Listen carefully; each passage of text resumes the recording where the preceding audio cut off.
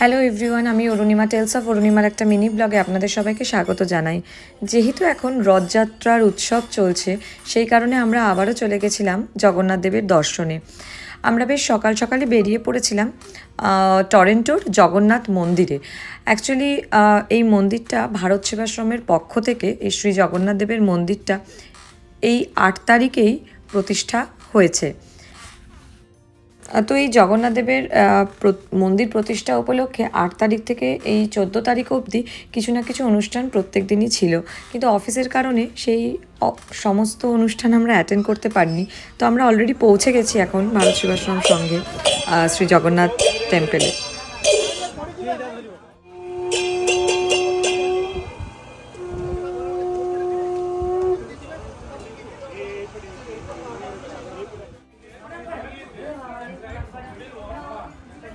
তো এটা মন্দিরের ভেতরটা। তো আদিরাকে নিয়ে এসেছি আমরা প্রণাম করার জন্য। তো এরপরে আস্তে আস্তে এখানে আরতি হয়ে আস্তে আস্তে সমস্ত ঠাকুরকে নামিয়ে রথে তোলা হবে।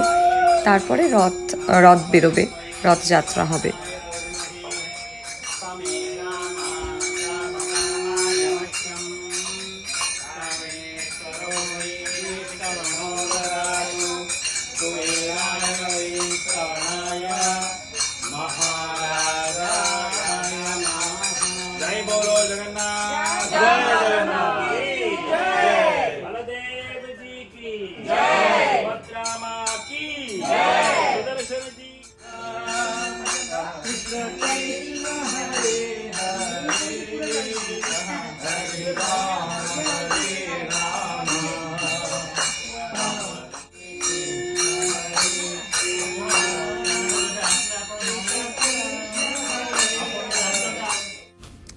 আরতি শেষ হওয়ার পর আদিরা কিছুক্ষণের জন্য তার বাবার সাথে ঠাকুরের সাথে গল্প করে নিল।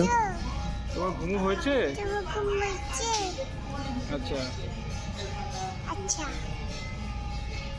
জিজ্ঞেস কর। তাহলে এখন কি করছো তুমি?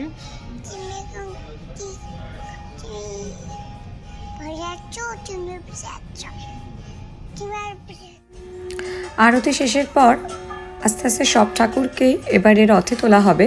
তো এখন মা সুভদ্রাকে ছাতা মাথায় দিয়ে রথে তোলা হচ্ছে।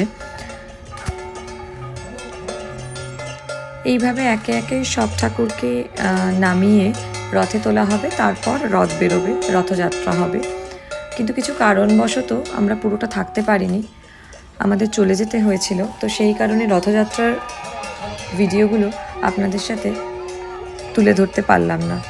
তো তার জন্য আমি খুবই দুঃখিত। তো যারা টরন্টোর কাছাকাছি আছেন তারা চাইলে ভারত সেবাশ্রম সংঘ ঘুরে আসতে পারেন এবং এখানে শ্রী জগন্নাথ দেবের এই মন্দিরেও আসতে পারেন। এই মন্দিরের আমি অ্যাড্রেসটা আমি আমার ডেসক্রিপশন বক্সে দিয়ে দিচ্ছি, তো আপনারা সেটা দেখে অবশ্যই সেখানে যেতে পারেন। তো সবাই খুব ভালো থাকবেন, সুস্থ থাকবেন। দেখা হবে পরের কোনো ভিডিওতে। ততক্ষণের জন্য টাটা।